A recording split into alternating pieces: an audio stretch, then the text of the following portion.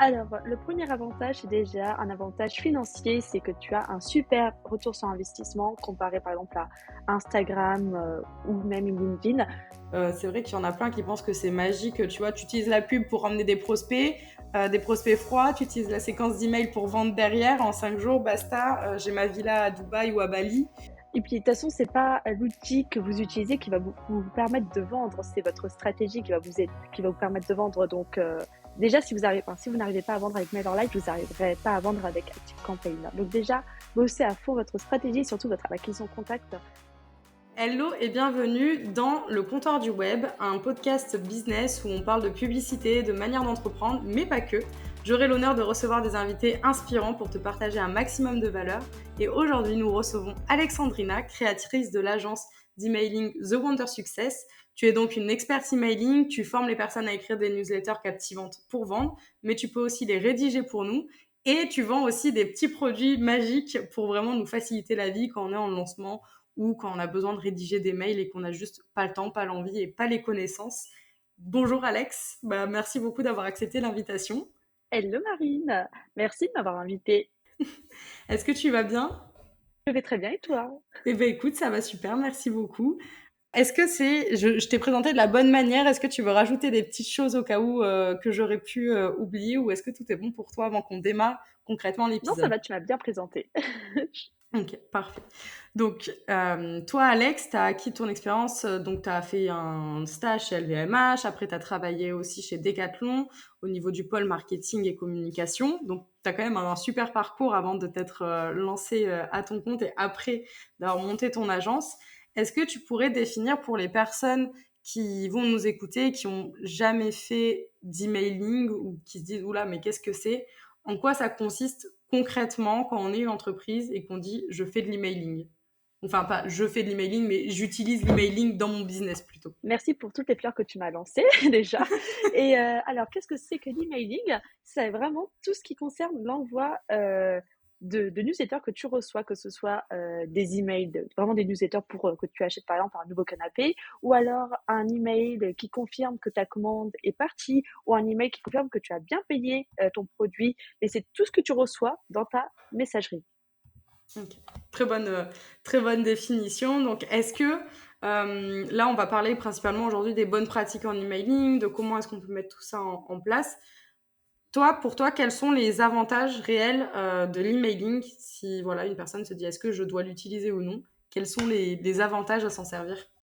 Alors, le premier avantage, c'est déjà un avantage financier, c'est que tu as un super retour sur investissement comparé par exemple à Instagram, ou même LinkedIn. Il faut savoir que pour 1 €, enfin, pour 1 € de dépensé, tu gagnes 42 €. Donc, tu es sur un ROI à 42 à peu près. Ensuite, enfin, qu'est-ce qui fait que ça marche bien? C'est aussi parce qu'en fait, tu as pas, toute une histoire, d'algorithme. Par exemple, sur Insta, tu publies, mais ton post, il va être, montré qu'à 10 de ton fil et puis, enfin bref, tu comprends pas trop ce qui fait l'algorithme. En emailing, c'est simple, tu envoies ta newsletter, tout le monde la reçoit, point final. Et la le 3e avantage, c'est que tu peux vraiment, traquer, savoir qui sont tes contacts les plus engagés, qu'est-ce qu'ils font, qui sont les personnes qui te lisent. Donc en clair, tu peux envoyer des emails beaucoup plus ciblés à ces personnes-là. Mmh. Très bon point et surtout, aussi un truc que je vois passer souvent quand il y a des bugs sur des plateformes, c'est que si, Insta ça disparaît demain ou si LinkedIn ça disparaît dès demain, qu'on se fait bloquer de partout, la seule chose au final qui va nous rester, ça va être aussi notre base email. Exactement. Là, au moins, elle est, on va dire, entre guillemets, «à toi», même si, ça appartient à la CNIL ou autre, mais au moins, tu pourras toujours continuer à communiquer à tes contacts. OK. Et est-ce que, justement là tu parlais de on peut tout traquer, tout, analyser. Qu'est-ce que là, voilà, je suis une personne, je viens de lancer ma première newsletter. Quels sont les indicateurs clés à regarder en premier? Surtout qu'il y avait eu un moment en mode le taux d'ouverture, on le regarde pas, enfin si, enfin non, tu vois. Donc, quels sont vraiment les indicateurs qui vont nous dire est-ce que ça a fonctionné ou non? Alors pour, l'indicateur le plus important, ça reste, on va dire, entre guillemets, «le taux de conversion». Pourquoi tu envoies ta newsletter? Est-ce que tu envoies ta newsletter pour que les personnes achètent, pour qu'elles prennent un rendez-vous, pour qu'elles remplissent un formulaire? Donc là, ça va être ton premier tracker. Si tu as un e-commerce, tu peux, relier ton e-commerce à Sendinblue, à Mailchimp ou autre, à ton outil d'emailing. Bon, si tu as un prestataire, tu vas calculer plus par rapport au rendez-vous pris. Par exemple, si tu as lancé une newsletter que tu as envoyée et tu vois que tu as eu 3 rendez-vous, bon, potentiellement, il y a des chances qu'elles viennent de la newsletter. Donc ça, c'est le premier indicateur. Parce qu'en fait, tu as beau avoir un 70% en taux d'ouverture, mais si personne n'achète ou ne prend de rendez-vous, ça sert à rien. Deuxième indicateur très très important, ça va être le taux de clic. Donc là, tu l'as sur ton outil emailing. Lui, en un coup d'œil, tu le vois. Tu n'as pas besoin de compter comme le taux de conversion. Et le troisième qu'il faut quand même regarder, c'est le taux d'ouverture parce que bon, bah, si tu as un taux d'ouverture à 10%, bah, tu as très peu de chances de convertir derrière. Oui, Donc, il faut s'assurer que tu n'as pas de problème de délivrabilité, que au moins on ouvre tes emails. c'est vrai. Et effectivement, super point important à souligner. Au niveau de la dévrabilité, comment est-ce que tu sais si ben c'est bien, si tu tombes pas dans les spams? Est-ce qu'il y a des petits trucs qu'on peut faire en tout cas avant peut-être d'envoyer sa première newsletter pour se dire ok bon ben je maximise en fait mes chances d'être lu parce que je vais pas tomber dans les spams, les indésirables. Oui, alors avant d'envoyer ta newsletter, tu peux déjà envoyer des emails tests à des outils qui sont des outils qui vont te mettre un score sur ta délivrabilité. En outil gratuit, tu as Mail Tester. Tu as aussi Postmastery Audit, où je le trouve plus sympa que Mail Tester, et tu as 3 essais gratuits par jour. Et après, tu en as des payants. Donc déjà ça, si tu as une note au-dessus de 8,5, généralement c'est que ça va. Et en plus, il va te dire sur 10, 8,5 sur 10 pour Mail Tester. Et en plus, il va te dire bah, pourquoi tu n'as pas dit ça.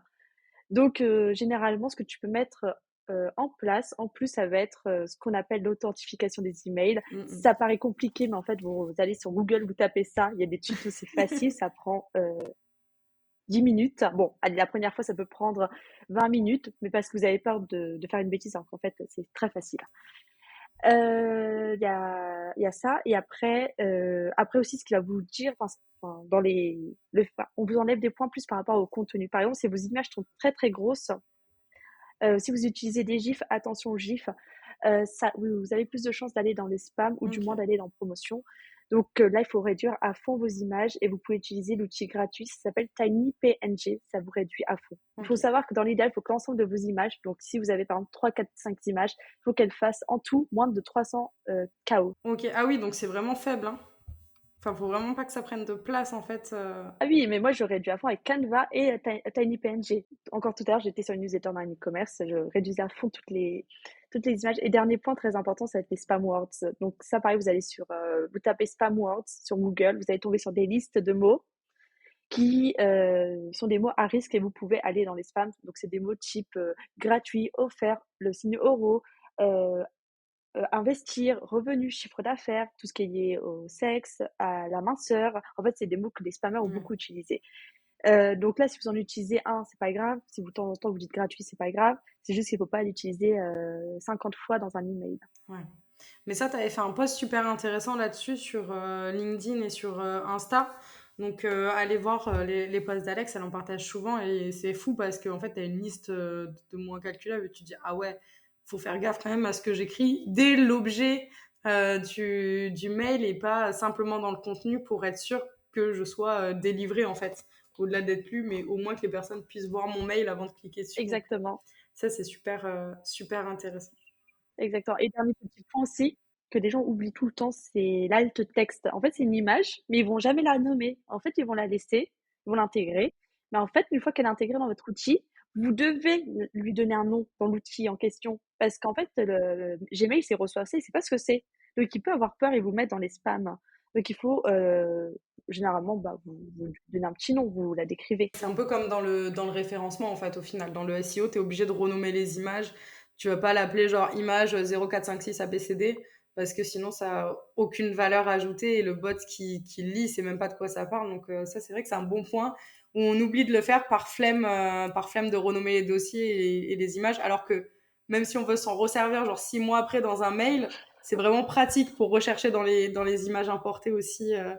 Donc là-dessus, je te rejoins totalement. Et quelles sont les bonnes pratiques si j'ai envie de lancer là, par exemple, là, le podcast, il est beaucoup dédié pour les infopreneurs. Si demain, je lance un lead magnet, comment est-ce que je vais pouvoir construire aussi derrière ma séquence mail, en fait? Parce qu'il n'y a pas que délivrer de la valeur dans le lead magnet, la séquence mail derrière, elle est là aussi pour mettre en avant notre expertise, pour essayer et vendre au maximum.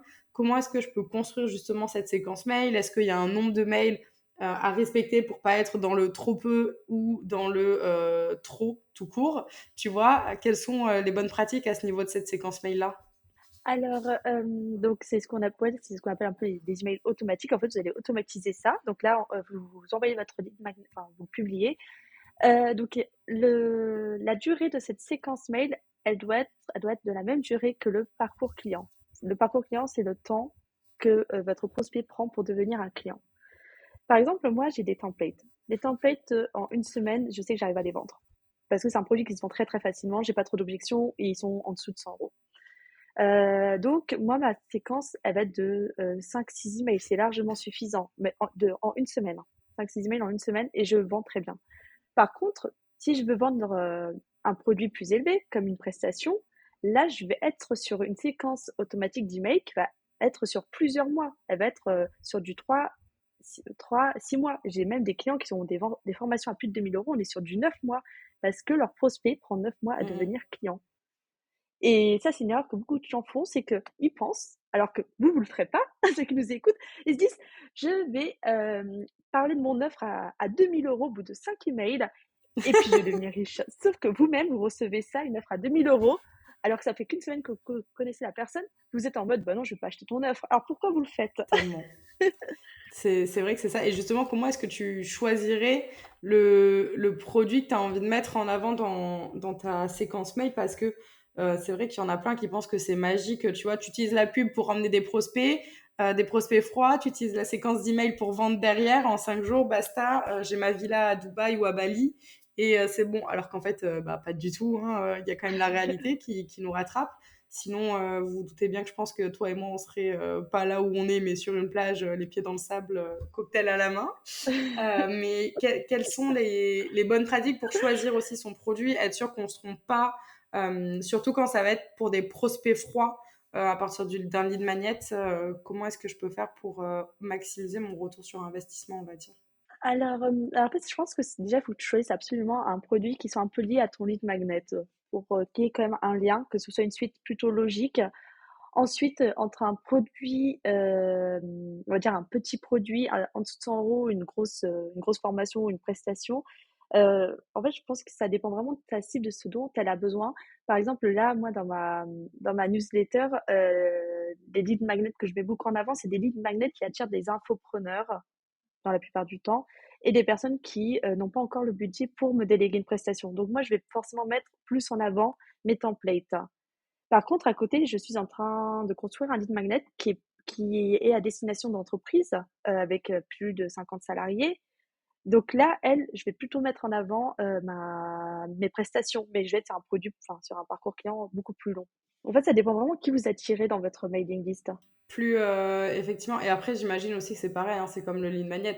Plus tu vas attirer des «gros clients» entre guillemets, plus il faut aussi que le lead magnet aille dans ce sens-là et être encore plus, c'est pas le bon terme professionnel, mais peut-être plus technique, pousser les choses encore plus loin que ce qu'on ferait avec une personne qui débute ou qui a 1 an ou 2 d'entrepreneuriat et qui est solopreneur.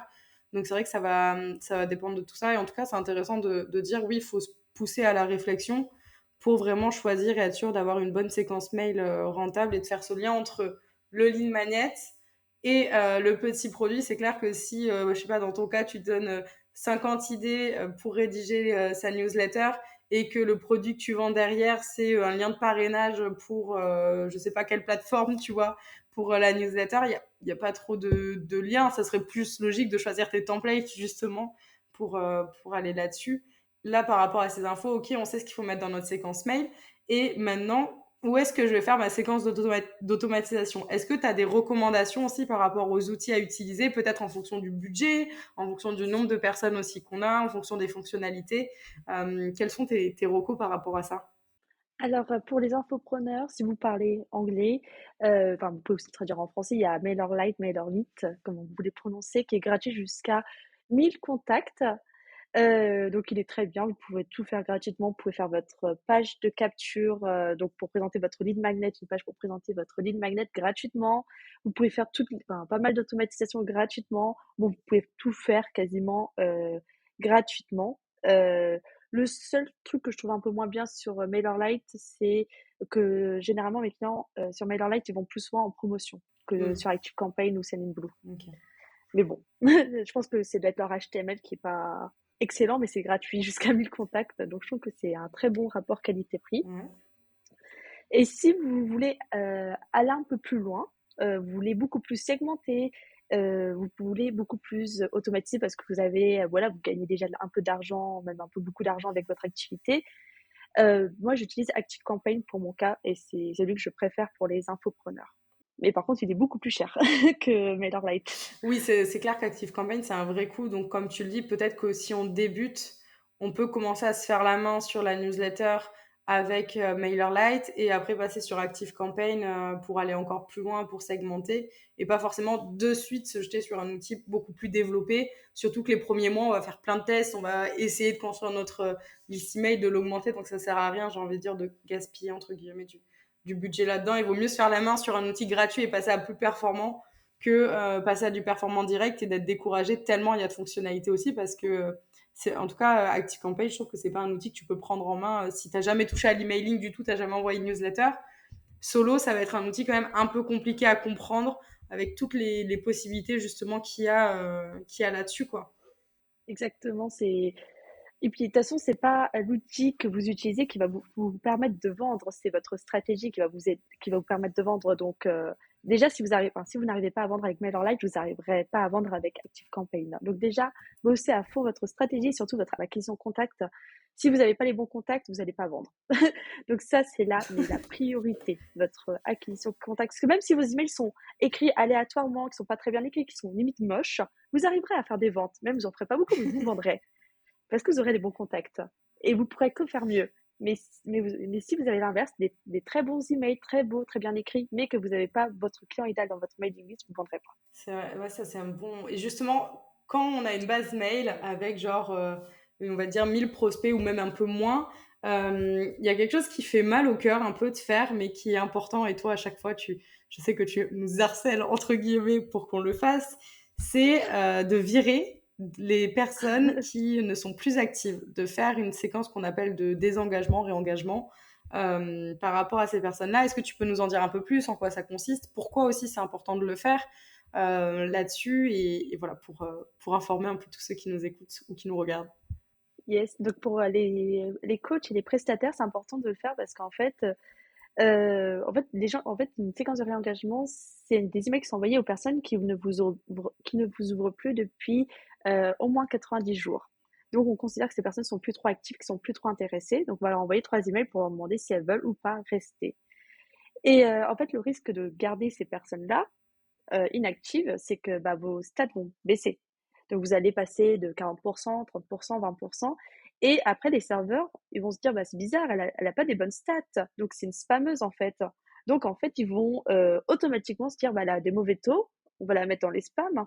Donc, sur du long terme, c'est ça, le risque, c'est de finir dans les spams.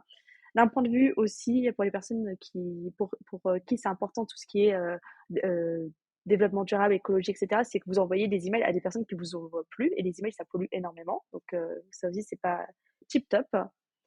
Et puis, en fait, bah, même pour vous, votre image, bah, c'est pas ouf d'envoyer des emails à des gens des emails pas du tout ciblés, en fait. Ouais, c'est vrai que ça fait mal au cœur, mais tu vois une différence en fait quand t'enlèves ces personnes-là aussi au niveau de tes stats, comme tu le dis, et tu passes d'un truc au mode ah ça me fait mal au cœur de les enlever à ah en fait mes stats ils sont pas si dégueux que ça, c'est juste que j'avais plein de personnes qui m'ouvraient pas et qui me répondaient jamais, et en fait c'est normal parce que ça faisait 3 mois qu'elles étaient pas actives là-dedans, et donc t'envoies des mails, t'envoies une séquence à peu près de 3 mails, toi tu disais pour conseiller par rapport à ça. Est-ce que dans ces 3 mails faut faire de la vente ou simplement vraiment leur poser des questions en mode bah, est-ce que tu veux toujours rester et lire mes mails, tu vois, comment est-ce que tu abordes un peu ces mails là parce que c'est un peu touchy en mode ça fait un peu tu sais comme si tu quémandais, pas vraiment, c'est pas vraiment le terme encore une fois, mais Tu vois, voilà, c'est un peu. Moi, à chaque fois, je galère à savoir qu'est-ce que je leur demande en fait. Est-ce que je les intéresse toujours? Est-ce que je les intéresse pas? Qu'est-ce qu'ils ont envie de voir? Tu vois. Donc, comment est-ce que tu peux construire cette séquence-là, justement? Alors oui, c'est donc une séquence de 3 emails et donc la manière de la construire, ça dépend de toi, quelle tonalité tu as envie de mettre, d'utiliser. Tu as la manière, simple et efficace, celle que j'utilise pour moi, c'est: «Hello, je fais un nettoyage de ma mailing list. Est-ce que tu es toujours intéressé ou pas de recevoir mes emails?» Donc ça, c'est simple, et efficace. Il y a la manière plus, un peu rigolote en mode: «Coucou, tu es en train de me tromper? Avec qui? Avec la voisine? Avec une autre concurrente? Tu m'ouvres plus?» Enfin, tu m'ouvres plus, faut pas dire ouvrir parce que des fois, ils vous ouvrent, mais ils masquent. Enfin, faut savoir que des gens qui ont un iPhone, on voit pas leurs ouvertures. Donc tu n'interagis plus avec moi, tu ne cliques plus sur mes emails. Qu'est-ce qui se passe? Hmm. Plus un peu drôle. Et la troisième option, c'est vrai qu'il y en a qui l'utilisent surtout plus en e-commerce, c'est, la manière, je te donne un cadeau, un code promo. Ok, donc ça veut dire que si la personne, elle ouvre du coup le mail avec la promo et le code promo ou le cadeau, mais qu'elle ouvre pas les deuxièmes, est-ce que au final c'est vraiment pertinent, tu penses, toi, de le garder dans sa liste email, quoi, parce que c'est un peu une opportuniste, j'ai envie de dire. Bah, après, enfin, ça dépend, je pense, de la stratégie commerciale de la marque, mais des marques comme bah, là, c'est surtout utilisé dans les e-commerce, mais Aromazone, typiquement, ils font plein de codes promo. Et toi et moi, on est les premières à Oui, l'acheter chez eux si on reçoit un email. Et donc, je pense, enfin, moi, je sais qu'en e-commerce, je les garde quand même les ok. inactifs, hein, parce que bah, ça reste des gens qui vont acheter dès qu'il y a des promos. Et alors qu'en prestation, en fait, on n'a pas autant de choix. Parce que par exemple, moi j'ai des templates, mais après j'ai plus rien à leur vendre. Mais Ouais. alors que les e-commerce, bah, au bout d'un moment, tu as utilisé ton produit, bah, Donc il faut que tu en achètes un autre. pour du e-commerce, tu conseillerais de quand même les garder pour les infopreneurs, on va dire, prestataires de services, pas spécialement, de garder vraiment tous les mails en e-commerce et les entrepreneurs, infopreneurs, tout ça, tout ce qui est dans le digital. Et Euh, oui, et encore, e-commerce, tu vas les garder, mais tu vas réduire ton envoi d'email. Au lieu de leur envoyer un email toutes les e-commerce, ou même à plusieurs par semaine. Mais du coup, tu vas réduire peut-être à un tous les 3 mois, ok. quand ils ont plus de produits. Ok, ouais, quand tu as de nouveaux produits à sortir ou quoi, tu peux leur envoyer des petits mails pour voir un peu, prendre la température, voir s'ils sont partants pour acheter et voir justement est-ce qu'ils ont acheté derrière. Ça peut être hyper Exactement. intéressant là-dessus.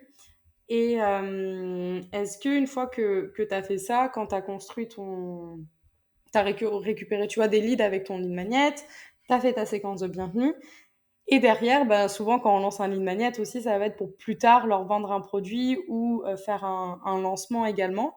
Est-ce que tu as des conseils à donner si on est en plein lancement? Comment est-ce qu'on peut construire pareil sa séquence sur un lancement par exemple de 10 jours? Parce qu'on a souvent peur de soit faire pas assez de mails, soit d'en faire trop et de saouler son audience. Donc, est-ce que tu as des petites astuces, des best practices, comme on aime dire, pour l'emailing en fait en période de lancement? Alors pour le nombre d'emails, moi j'ai tendance à faire par rapport à la base. Si la base elle est conséquente, je vais peut-être, être à un par jour parce qu'en fait, bah, plus vous avez du monde, plus vous avez des chances de vente par jour. Si elles sont qualifiées bien sûr. Si la personne mon client a une base qualifiée, on va en être à un par jour, une grosse base. Par contre, si la personne elle a 200 contacts dans sa base, on va réduire un peu l'envoi, on va être à un tous les 2-3 jours. Bon, pour 10 jours, on peut être à un tous les 3 jours. Parce que, bah, enfin, en fait, le taux de conversion en emailing, généralement, il est entre 2 et 5% selon le prix du produit. Donc, forcément, une petite base, bah, elle va moins convertir. Donc on va plutôt espacer sur la durée. OK. C'est ça qui est intéressant, ce que tu dis, c'est que la conversion, ça va être entre 2 et 5 avec des prospects qualifiés évidemment, hein. Il suffit pas d'acheter une base, mail, qu'on trouve sur internet et d'envoyer un mail pour vendre et se dire: «J'ai envoyé, 1000 mails, je vais faire 20 ventes».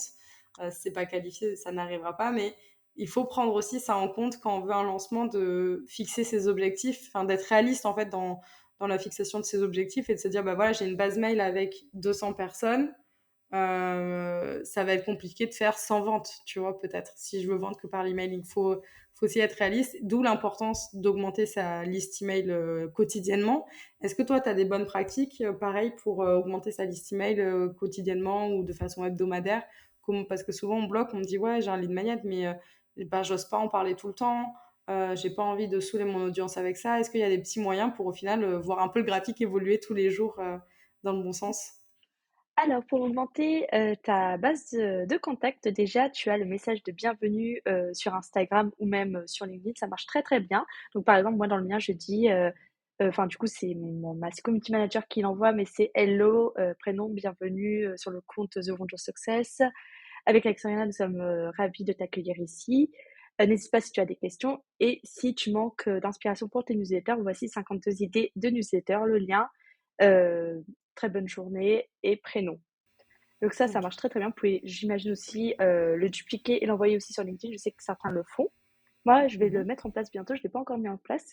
Après aussi, ce qui marche bien, c'est, imaginons que vous envoyez votre newsletter le jeudi et la newsletter, c'est sur, 5 astuces pour, augmenter ta visibilité, sur Google. Dans votre post LinkedIn, vous allez donner les 2 premières astuces et vous dites à la fin: «Si tu veux, lire les 3 dernières, eh bien inscris-toi à ma newsletter». En fait, vous teasez, sur le sujet Mhm. que vous allez envoyer le lendemain. Ça marche aussi très, très bien. Après, ça va être aussi, bah, communiquer sur votre lead magnet en post, en story, focus Ouais. lead magnet. Après, il y a la pub, bien entendu. Je pense que Marine, tu peux nous en Mhm. faire un petit, Oui. topo. Et puis si vous avez une bonne, enfin des lectures sur votre, article sur vos articles de blog, ça va être de mettre un petit encart, sur votre lead magnet dans votre blog. Voici voilà. Oui, c'est ça, il y a pas besoin. Enfin, on peut créer qu'un lead magnet, mais en fait, il ne faut pas avoir peur d'en parler sur toutes les plateformes, de mettre des encarts, comme tu dis, dans les articles de blog, sur enfin, sur un maximum de nos pages, d'en parler sur tous nos réseaux aussi, parce que il n'y a que nous qui voyons passer tous nos posts, toutes nos newsletters, tous nos articles de blog, et chaque personne qui vient n'a pas forcément vu tout notre contenu avant, donc potentiellement, elle va découvrir aussi notre lead magnet à ce moment-là. Donc ça, c'est super intéressant, effectivement, avant un lancement, de bien préparer sa base mail et de la chauffer un petit peu. Est-ce que justement, avant un lancement, tu conseilles, toi, au niveau des newsletters, de commencer à teaser un petit peu l'offre? Là, je le vois beaucoup sur les posts LinkedIn, en mode dans 5 jours, je sors telle offre pour créer de l'engouement, etc. Est-ce que c'est la même chose en mailing? Est-ce qu'on peut faire ça? Tu recommandes tout ça aussi? C'est une bonne pratique ou pas forcément, pas spécialement? Si, moi je trouve que c'est une bonne pratique de communiquer un petit peu sur ses offres, un peu dans toutes, ses newsletters, pas forcément dans toutes, mais à la fin de dire, surtout pour la prestation, de dire, d'ailleurs si toi tu veux, vous faites un lien avec votre newsletter, eh bien prends rendez-vous ici ou, d'ailleurs moi dans X jours, je sors une offre qui, répondra à le nom du besoin, voilà, soit vous l'annoncez, soit vous renvoyez vers une liste d'attente. Mais oui, c'est bien de l'annoncer parce qu'en fait, bah, si vous ne l'annoncez pas et que votre prospect, il a un besoin imminent, il dit: «Bah, moi, je veux absolument, me former à l'emailing», par exemple, et que imagine que moi, j'en parle jamais, et bah, il va se dire: «Bon, bah, Alexandrina, elle fait pas ça, donc tant pis», et je vois que Léa, elle fait ça. Donc en fait, eh bien, il va aller chez le concurrent. Alors que si vous dites, bah, dans une semaine, bah, il peut potentiellement attendre une semaine ou un mois si c'est pas un besoin, très, très urgent. Parce que s'il vous préfère à une personne, il peut faire l'effort d'attendre. Ouais, c'est vrai. Le teasing, ça peut être une bonne arme pour créer de l'engouement, de l'envie. Et comme tu dis aussi, c'est important, c'est un point super intéressant, c'est de te dire, bah, si je sors une offre, c'est cool de le dire parce que s'ils vont chez quelqu'un d'autre alors qu'ils auraient préféré le faire avec moi, ils vont pas réinvestir deux fois dans le même laps de temps pour une offre en tout cas similaire, même si c'est sorti par la personne qu'ils auraient préféré. Une fois qu'ils ont investi, ils veulent rentabiliser leur investissement, donc ils vont rarement le faire deux fois chez la même personne. En tout cas, c'est super intéressant tout ce que tu nous dis. Est-ce que là, toi, tu as vu pour l'année 2023 qui est en cours un peu des tendances aussi au niveau du mailing? Est-ce qu'avec l'IA, tu sens qu'il y a un changement qui est en train d'être opéré? Est-ce que c'est une bonne idée d'ailleurs d'utiliser l'IA pour rédiger ces newsletters? Est-ce que ça peut nous aider? Est-ce que voilà, qu'est-ce que t'en penses là-dessus pour finir un peu cet épisode? J'aimerais bien avoir ton regard là-dessus. Alors, j'ai étant donné que j'ai participé à une conférence sur l'IA avec l'emailing il y a, 1 mois à peu près, du coup, moi, je crois fortement en cette technologie. J'ai vu que l'entreprise qui utilisait, donc c'était pour, enfin, c'est une agence, et ils nous ont montré, le cas avec un client qui est, un peu un peu dans l'hôtellerie, un groupe d'hôtels. Et j'ai trouvé ça impressionnant les résultats, à savoir qu'ils faisaient tout avec l'IA, que ce soit l'image. Les images étaient fausses, c'était des images faites avec l'IA. Le texte, tout était fait avec de l'IA. Je sais qu'ils utilisaient Midjourney, ChatGPT, puis d'autres choses, et c'était très, très bien fait. Moi, je l'utilise un petit peu, mais bon voilà, j'ai pas encore les compétences pour savoir l'utiliser, comme cette agence. Cette agence est spécialisée dans ça, donc forcément, c'est c'est pratique. Mais en tout cas, c'est quelque chose, auquel je crois beaucoup et je pense que ça peut, bien vous aider. Ok, ça c'est super intéressant. Donc il faut se renseigner là-dessus, aller là-dessus, et évidemment, ça n'empêche pas que c'est automatique et qu'il ne faut pas travailler un minimum derrière pour avoir des résultats. Hein. C'est pas magique, comme tout, même si c'est un super outil, c'est à nous Ouais. de finir le travail, j'ai envie de dire. Trop bien, franchement, merci beaucoup Alex pour tous tes conseils. Est-ce que tu as un dernier petit astuce que tu voudrais partager avant qu'on clôture gentiment et doucement cet épisode? En dernière petite astuce, vu que tout à l'heure on a parlé du lead magnet, donc si vous ne savez pas quel lead magnet faire, il y a un lead magnet qui marche quasiment pour tous les secteurs, en tout cas dans l'infoprenariat et qui a des bons résultats, c'est la roadmap. Pourquoi? Parce qu'en fait, dedans généralement vous dites des erreurs, quoi faire à la place, pourquoi c'est important, mais vous dites pas comment faire. Et pour le comment faire, il faut qu'ils achètent soit votre formation, soit qu'ils prennent votre accompagnement. Donc c'est un bon format, je trouve, pour, vendre un accompagnement derrière, et ça plaît beaucoup. Ça, et en tout cas, en 2023, j'ai pu tester, en 2022, j'ai pu tester, ça fonctionne très, très, très bien en ce moment, les roadmaps. Ok, trop intéressant, merci beaucoup. Et je vais mettre l'accent sur un de tes produits phares, j'ai envie de dire, on en a parlé en début aussi pour toutes les personnes qui nous écoutent et qui se disent oh là là, mais ça va être impossible pour moi de faire tout ça, j'ai pas le temps, j'ai pas les connaissances, j'ai pas l'envie. Je comprends l'importance, mais j'ai pas envie de me poser là-dessus des heures et des heures au début pour apprendre. T'as de super produits qui sont des templates d'email qui peuvent nous servir. Donc, si on est en phase de lancement, si on a une masterclass live aussi et qu'on a envie qu'il y ait du monde à cette masterclass, parce que c'est bien beau d'avoir plein d'inscrits, mais c'est pas parce qu'ils sont inscrits malheureusement qu'ils vont venir le jour J. Tu as aussi pour la base la séquence mail derrière le téléchargement de notre lead magnet. Euh, en plus, tu as de super bons retours à chaque fois sur tes templates avec de bons résultats. Donc, tes templates, en 2 mots, même si moi je les ai vus, mais t'en parleras quand même mieux que moi. D'ailleurs, je les ai vus et je m'en suis servi, qui m'ont bien aidé. T'en parleras mieux que moi. À quel point c'est facile pour les personnes qui n'y connaissent rien de pouvoir s'en servir, justement, parce que ça peut être une crainte de se dire, bah moi j'y connais rien, mais ça va être trop galère, alors qu'en fait, c'est fait pour ça. Alors, donc, par rapport à tous les retours qu'on reçoit, que vous pouvez lire sur nos pages de vente, sur les templates, c'est qu'ils sont très faciles à personnaliser. En fait, c'est des textes à trous. Donc, vous avez déjà une base, vous pouvez changer les trous. Après, vous pouvez aussi les adapter à votre tonalité. Ça vous fait gagner beaucoup de temps. Je sais que, par exemple, dans les retours qu'on a, qui sont aussi, encore une fois, dans les pages de vente, par exemple, pour 6 emails, ils peuvent prendre moins de 3 heures, entre 2 et 3 heures, ce qui est moins de 30 minutes par email. Et encore, il y en a qui font encore des meilleurs résultats en termes de temps. Et puis, il y a aussi des personnes qui ont des très, très bons résultats en termes de chiffres. Ils ont fait des ventes avec le template, notamment Madame la juriste, pour ceux qui la connaissent, qui est dans l'un de nos témoignages. Elle a fait 800 euros, je crois, de vente en 1 heure après l'envoi d'un email. Même pas, je crois que c'était même pas 1 heure. Elle a fait 2 ventes juste en 1 heure. Donc, c'est pas mal. Alors qu'il coûte moins de 100 euros. Donc, retour sur investissement plus plus. Effectivement, ça, c'est des bons résultats qui donnent envie, qui donnent envie. En tout cas, où est-ce qu'on peut te retrouver le plus, Alex, si on a envie de suivre tes conseils, si on a envie de se former un peu plus à l'emailing, de savoir comment faire, où est-ce qu'on peut suivre, où est-ce que tu es le plus active là actuellement, à l'heure où on parle? Vous pouvez me suivre sur un Instagram et LinkedIn. Je suis à peu près pareil sur les deux plateformes. Après, vous aurez des meilleurs conseils en emailing, bien entendu. Donc, inscrivez-vous à ma newsletter ou téléchargez l'un de mes lead magnets. Vous les avez sur mon site internet. Et si vous voulez aussi, on va dire, gratter d'autres petits conseils, on a un site, un blog. Et tous les mois, on sort 3 nouveaux articles de blog. Trop intéressant. Bah écoute, merci beaucoup vraiment Alex pour cet épisode, pour toutes les valeurs que tu as données. Toutes les personnes qui nous écoutent ou qui regardent la vidéo, dans tous les cas, vous aurez le lien des templates en description, le lien aussi des réseaux d'Alexandrina pour aller la rejoindre et suivre tous ses conseils. Donc n'hésitez pas à y aller, à prendre rendez-vous avec elle si vous pensez avoir besoin de quelqu'un pour rédiger vos mails également.